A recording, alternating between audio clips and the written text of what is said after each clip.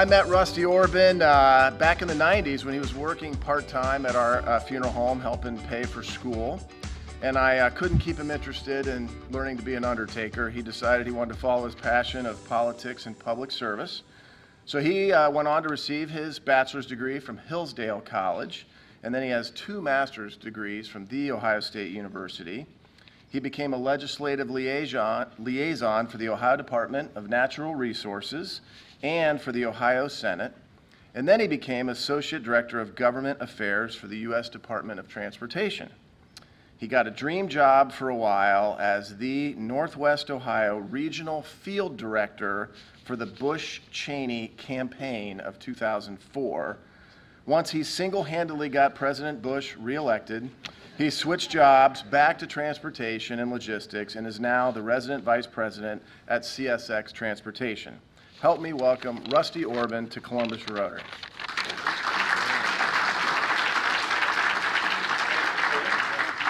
Well, good afternoon. I actually do remember the day that I met Mr. Schettinger. It was at the State House, and as many of you know, that's not something that you can easily erase from your memory, despite 20 years of trying. So thank you for the kind introduction, Mr. Schettinger. Today I'd like to do a few things. Introduce you first to our company, tell you a little bit about who we are, tell you a little bit about what we do, and tell you a little bit more about some of the results that we've been experiencing on the railroad over the last couple of years. So again, our company dates back to the early 1800s, 1824, with the start of the B&O Railroad, the first railroad that moved west out of Baltimore into Chicago. And in fact, if you go into northern Ohio, the old B&O line still runs across northern Ohio. We run about 100 trains a day across the old B&O line. It's the same corridor, and you can see the map and the growth of the United States as it moved west on the old B&O. So who are we?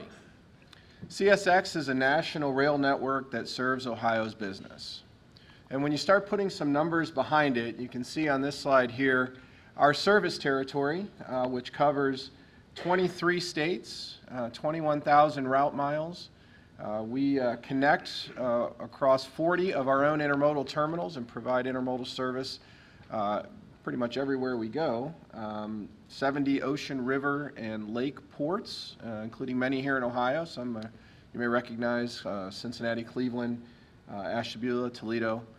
But the part I really want to emphasize is our connection with our short line partners. And what that means is for CSX, we're one of 7 Class I railroads that operate. Those are the big names that you hear a lot about: CSX, Norfolk Southern, Burlington Northern, Union Pacific, the big railroads. The short line partners are the smaller regional connections. So when you think about it like the interstate highway system, CSX serves as I-70 or I-71, but the local road network where there's direct connections back to customers, a lot of that switching activity is done with our short line partners across the network. All told, we reach about 2/3 of the U.S. population. Every day we run between 12 and 1,500 trains across our network, serving 6,000 plus customers and moving on an annual basis millions of carloads, both domestically and into ports for foreign connections as well. But in Ohio, we have about 2,150-ish employees. It's actually the second highest state on our network in terms of our employee base, second only to our home state of Florida. We heard a lot about Jacksonville. We are based in Jacksonville, Florida. That's the only place where we have more employees than Ohio is in Florida. We have about 4,000 total track miles in Ohio. The reason that's significant is our operating presence in Ohio is larger than any other state on our network. Why is that? Well, if you look back over the history of the railroad industry, dating back to the 1800s, you saw a lot of consolidations, a lot of companies that went out of business, a lot of companies that went bankrupt, and you saw railroads that were consolidating, and Ohio was really a crossroads for many of those rail companies. As a result, the inherited network that we've assumed here in Ohio puts us with a significant operating presence in the state. We travel over about 3,500 public at-grade crossings, about a few hundred more private rail crossings. Those are farm and industrial type lead spurs, those kinds of things. Each year we'll move north of 3 million carloads of freight just here in Ohio. And every year, because we remember railroads are a privately owned network, so every year in Ohio we will reinvest about $175 million back into our network. That's new steel, new ties, new ballast rock, that's crossing maintenance, signal maintenance, rolling stock, and other types of investments that we're making to make the network move. About 2 years ago, our company went through a pretty substantial transformation. We took the way that we ran the railroad for the better part of 100 years and we completely turned it on its head. We introduced a new operating plan that's called scheduled railroading to our network.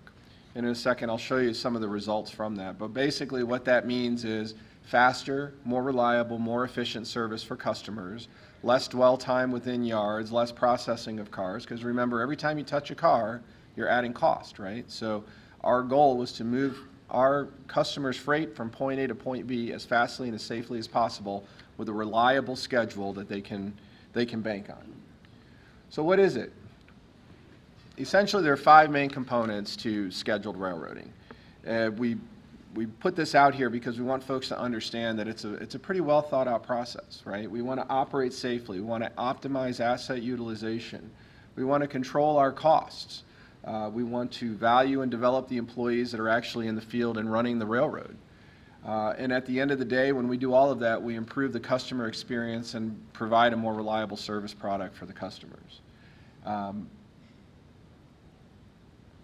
Talk about operate safely for just 1 second. We're not just talking about employee safety when we talk about safety on the railroad. Every day we run a train through communities. This community alone sees significant train volume through here. We want to make sure that we're operating through communities safely.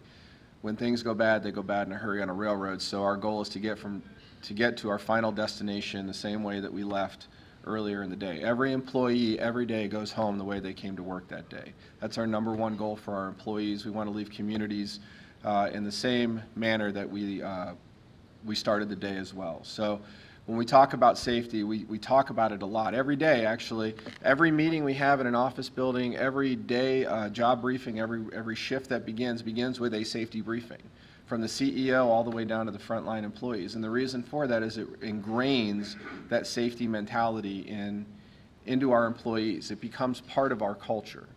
And the results speak for themselves. Year over year, our safety rating has improved over 30% as a result of that.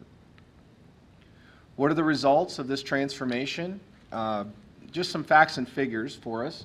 Across our network, we moved from 12 hump yards to 5. What that means, historically, we would use the gravity of the earth to move cars. We'd push cars over a hump and let the gravity process them for us into the bowl. What we actually discovered is that by removing humps and flat yard switching, we improve our efficiency significantly on a per car basis. So if you can improve your efficiency by 20% on a per car basis, for example, you're going to move to a flat yard switching operation because those cars add up when you add 200,000 to 300,000 cars per year through a facility. We consolidated our dispatch offices from 9 regional across the network to 1. And why did we do that? Because we're one network. When we have 9 different regional offices, we run trains across territories and we run into conflict as a result. When we have a single dispatching center, the network moves with improved fluidity. So the service product improves. We went from 10 locomotive shops down to 5 across the network. Why is that? Well, if you look in the next line, it's because we took 1,100 locomotives off of our network. When you start turning your assets and when you start actually moving those cars faster, you reduce the overall requirement for locomotives. The end result is that we don't need the repair shops for them, right? I mean, it just stands to reason. We took 28,000 rail cars off of our network. And when you think about that, from the network perspective, every one of those cars has to go somewhere. It has to park somewhere there it's not being used. So in a lot of cases, they were just eating up the capacity within our yard footprints across the network. By improving the service product and turning the assets faster, you can take those cars offline.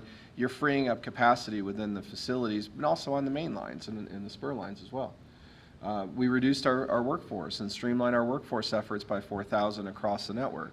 Most of that was done through early retirement incentives and natural attrition. There were some relocations that were occurring and some reallocation of the human resources elements of the company. The end result, Our dwell time has decreased and our velocity has increased. So we're moving faster, and we're not leaving cars in yards as long as we used to.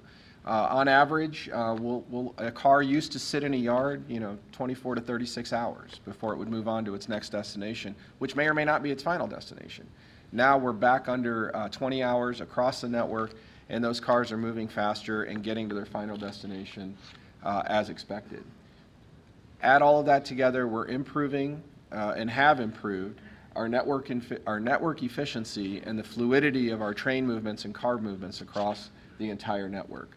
What does that do? It creates a better value proposition. We heard a little bit about that a minute ago. You have a better value proposition for our customers.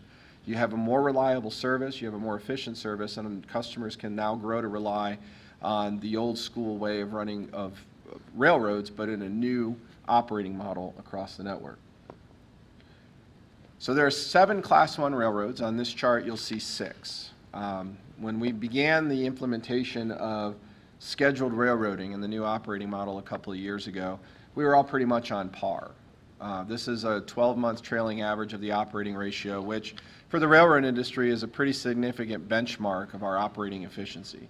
What this tells you is that for every dollar of revenue the company generates by providing the service, they have to spend this amount of money in order to run the railroad. So for us, for every dollar we generate, we spend 60 cents, right? That's a pretty significant number in the railroad industry. There are 7 Class I's, there are 6 on this slide only because Burlington Northern Santa Fe is a wholly owned subsidiary of Berkshire Hathaway. So you can see as we have more or less implemented scheduled railroading across the network, you can see that the efficiency gains for our company and for our customers are far outpacing those of our competitors in the rail industry. A little bit of kind of where we are right now in 2019. So we'll talk a little bit about volume, then we'll talk a little bit about revenue and try to match them up for you. Our volume numbers in the first quarter, so we have basically 3 commodity classes: merchandise, coal, and intermodal. The first 7 listed, from chemicals down to fertilizers, are bunched as our merchandise group. But there are separate commodity classes, and it gives you a sense of kind of where we are through Q1 of 2019. Overall, across the board, our volume numbers are relatively flat. But you can see where there are some significant increases across the economy.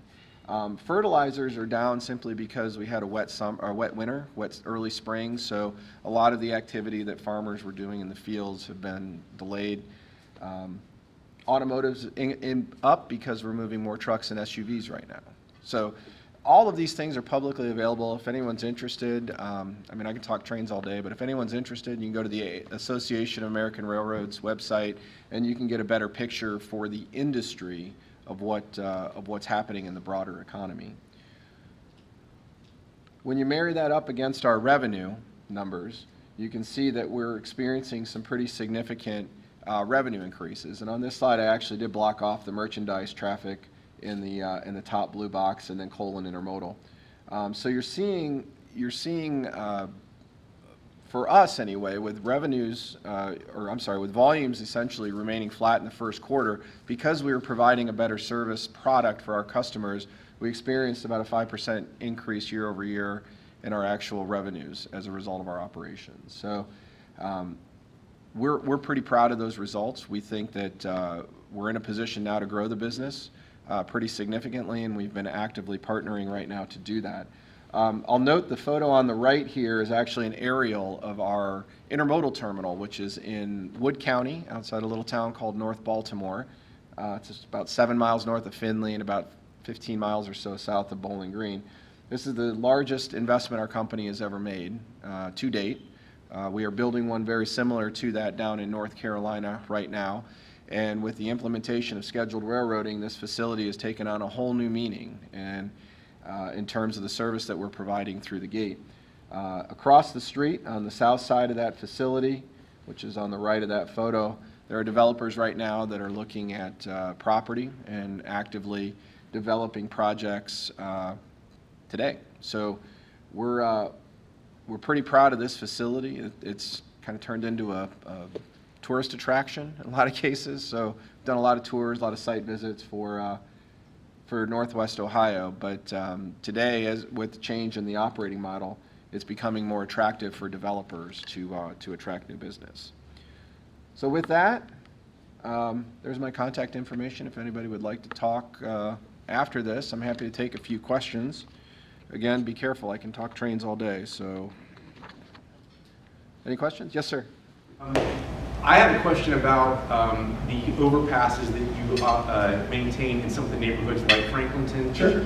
Some of them are just in really poor repair as far as their aesthetic, rust, fading paint, poor lighting underneath. And in a neighborhood like Franklinton, we have a lot of people who depend on bicycling and walking and things like that to get around. And a lot of these overpasses, the way they look, they're just not very conducive to trying to promote that kind of mobility in the neighborhood. And I'm wondering, the railroads have historically been kind of a challenge to work with as far as painting those or letting us do something to improve the look of them. And I'm just wondering what kind of maybe cooperation could we look forward to maybe make some improvements to those overpasses in the neighborhood? Sure. So the question is on the bridge structures, and specifically over here on Franklinton. I'm assuming the one over Broad Street. So there's two there. One's ours, one's Norfolk Southern. So let's focus on ours for a second. There's a couple of others that extend further directionally. I guess that's what, east and south a little bit. No, south maybe.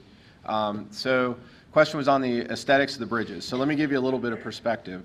On our network, on CSX's network alone, we have responsibility for 16,000 structures that are very similar to that.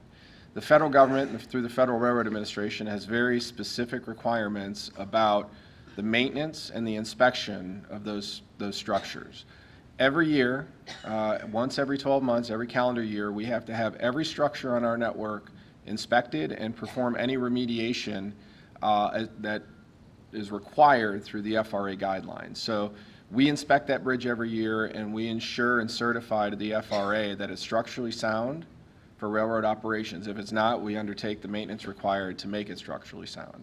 So the aesthetics part of it is not part of our, it's not under our umbrella, right? So if there is an aesthetic issue, we have made structures available to community groups and public agencies that want to beautify a bridge structure or expand one. There's an expansion project right now over on 3rd Avenue where they're replacing our bridge. It was part of a public project and a partnership with a private developer, the City of Columbus, and the Public Works Commission. So, I hear this a lot, that the railroad is difficult to deal with. I don't see it that way at all. The railroad is not difficult to deal with. We post all of our processes. I'm not talking the right person. No, you most certainly are. Let me finish what I was going to say. We post all of our processes to our website. And if anyone wants to engage with us on a project, it's spelled out in pretty specific detail what it takes to do that. What I hear from folks when they say that the railroad is difficult to deal with is the railroad won't pay for my project. And the railroad won't cover the cost of whatever it is that we want. And that part, when you talk about aesthetics is kind of a public issue, and therefore it's a public project and managed by public agencies or even private developers or private entities. But aesthetics is not a requirement for us to maintain the structural integrity of the bridge structure itself for railroad operations. So what we do is make the structures available. And it's a very specific process. It's a costly process. I'm not going to lie to you. That's precisely why we are not in the business of beautification. Because if we started painting bridges in Columbus across 23 states and 16,000 structures, that cost goes up pretty dramatically. And that's not something that we can do. So what we have done is establish that public process for public agencies to follow to ensure that they don't jeopardize the structural integrity or the safety of the structure, while also still meeting their public desire and public goals for beautification or aesthetic improvement. So, yes, sir. I was interested in your comments about customer service. I didn't see the word visibility. If I give a shipment to CSX and it doesn't get there, and I call you this afternoon and say, where is my shipment? How fast can I get answers? Question was on visibility of shipments for customers, correct? So we have a number of different avenues for customers to track their shipments. We have apps available. It's also, there's an online protocol, or any one of their sales representatives would be able to connect with them. The easiest thing to do is to download the information so that you can track it yourself and know where your shipments are. The best wishes of you to you in increasing your business. Is there any way that you can ship half of what's being shipped on trucks on a railroad and get them off of the highways? Well, that's kind of a loaded question. So the question was, is there any way for us to divert traffic from road-based transportation options onto the privately funded rail network? The short answer is yes. We try to capture that business every day. We have a remarkable, but it also depends on the business, right? Not every company has rail access, so it depends on what kind of service requirements they have. They could have an intermodal service need, which is a lot more competitive for us against the trucking industry. If it's a heavy industrial where they require direct rail service, now you're looking at the potential for rail infrastructure or property acquisition in order to get cars out there, so that might be a little bit more of a challenge. We've introduced some innovative service products through our TransFlow group. So if you have I think of plastic pellets, or here with the microbrew industry, a lot of times you're getting the ingredients, and it's like a rolling warehouse. We'll move tank cars and we'll store them for our customers, and then they'll send trucks out and offload whatever they need at the moment that they need it. So it was a kind of an innovative solution, but it's really grown quite a bit over the last few years. What percentage could you take? Again, a loaded question. Okay, that's a tough one. All that we can. I mean, again, our network is restrained or constrained by our geography, so we only have so many track miles out there. But I think you'll hear our CEO, who's an old sales and marketing guy, talk to you about growing the business and remarkable opportunities for us to go out and try to capture some of it. I believe there's a major switching facility out on the west side near Roberts Road. Is that a CSX facility? So the question was about our facility on the west side off of Roberts Road. It used to be the old real big Buckeye Yard, and after the Conrail transaction we inherited part of it. Norfolk Southern still maintains operations on another part of it. We use it as our primary intermodal ramp for Columbus, and we serve most of central Ohio out of that facility. What impact is scheduled railroading having on that facility? What impact is scheduled railroading having on that facility? I believe our volume numbers year over year into 2018 were up at the facility, so we're seeing a lot more traffic. You're also seeing customers making investments around that terminal. I believe UPS is just finishing up a pretty major expansion on the south side off of Treby Road. So you're seeing customers making investments as a result. On a different subject, we've seen railroads going toward double-stack trains. Where does CSX stand on that, and what impact does that have on your business? So the question is on double stacking, and that's specific to our intermodal business. So for those who don't know, we talk about double stack, it's container on top of container, but the limitations we have are historic ones, old tunnels, old bridges that when they were built were not envisioning double stack capacity.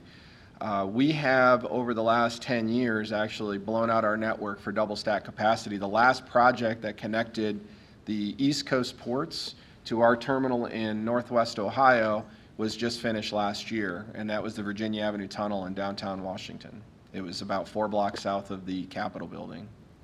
So if anyone's been to DC, you can go visit the Virginia Avenue Tunnel. It's a marvel of engineering. Yes, sir. I thought your program was called Precision Railroading, and it seems like there's been a name change to Scheduled Railroading. Do I have that right, and can you give a little backstory as why that happened? So the question was on the name change from Precision Scheduled Railroading to Scheduled Railroading. Yes, I think when it was introduced to our company, it started as Precision Scheduled Railroading. I don't think there's anything more than just, marketing to it. There's nothing nefarious, there's nothing behind the curtain, there's nothing like that. It was just, hey, scheduled railroading just seems to flow better as we're trying to explain it. Yes, sir. Is Rails to Trails Conservancy a conservation partner of yours, or is it more of a thorn in your side, perhaps? So the question was on Rails to Trails and the partnership that we have with them. We do work with Rails to Trails. Our approach is very simply that when there is an interest in a project on an abandoned rail corridor, we'll do what we can to assist them through the process. But the abandonment process, or the NITU, the Notice of Interim Trail Use that the STB designates, that's a structured process at the federal level, so we have to make sure everybody's going through the right steps at the right times in order to ensure success for that. Yes, sir. Would I be correct in assuming that you all anticipate your income from shipping coal will be going down in the future?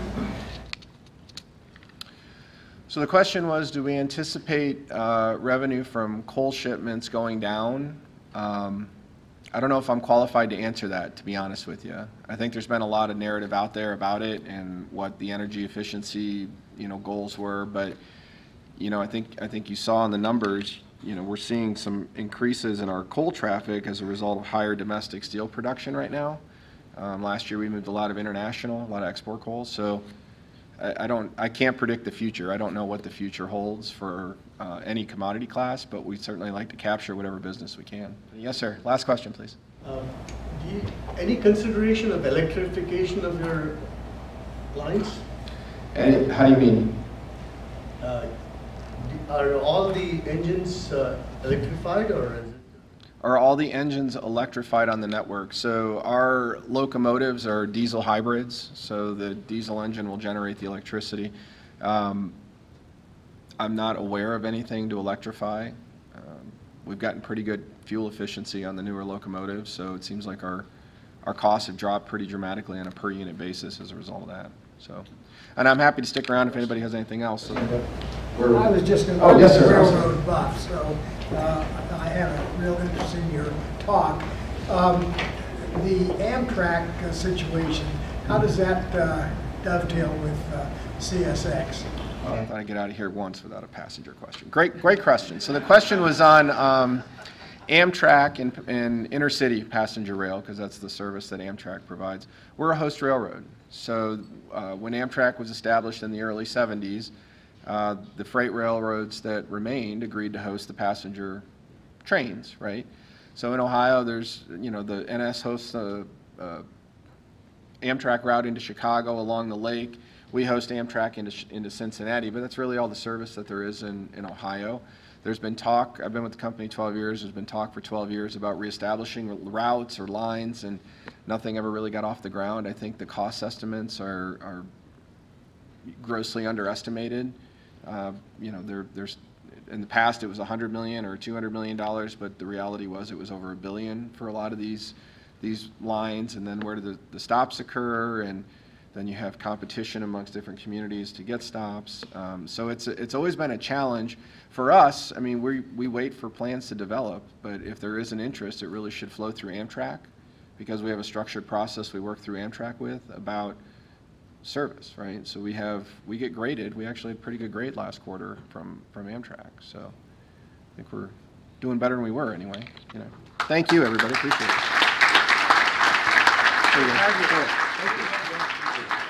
Rusty, that was a great presentation, very thorough, and certainly drove home the business model and the value proposition for CSX.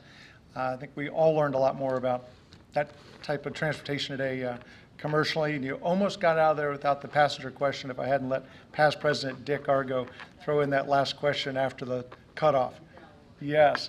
Rusty's just still saying, I'm not so sure. But thank you. With that, be the inspiration and enjoy the rest of your week.